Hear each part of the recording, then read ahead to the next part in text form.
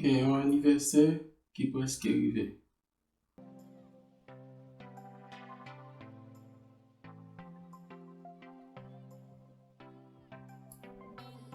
Kif, sak pase?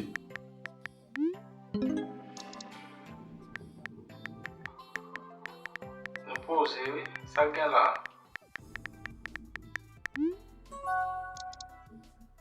Mwen an form. Gen yon jou spesyal kap vanse ou?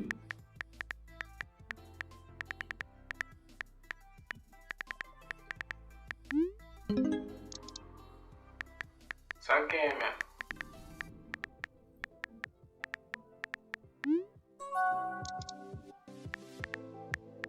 Nan 2 semen, se ap fet jisitwan.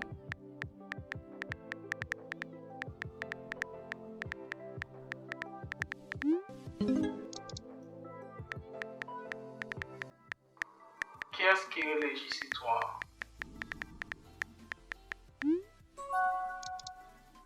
Chen lan.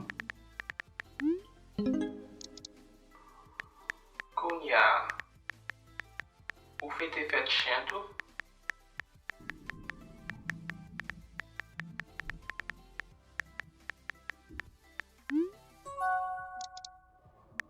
Oui.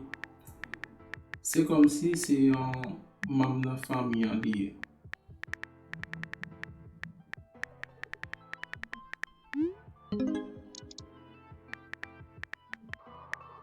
Mba jam kontande yo fete fet chen nan.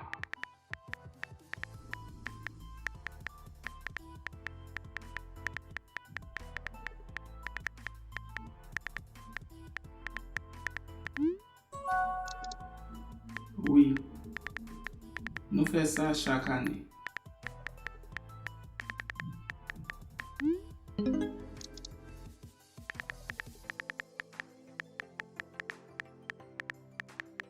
Ebyen pa gen problem nan. Ma panse sou sa.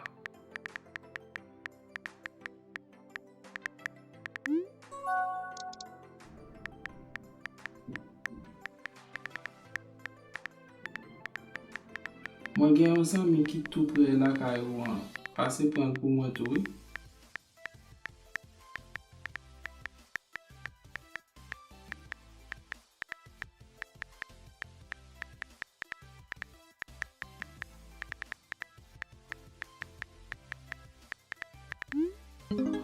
Koman li rele?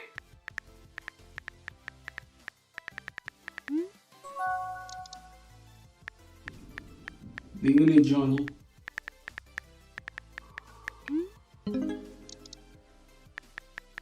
Pa gen problem. Ok, bye bye.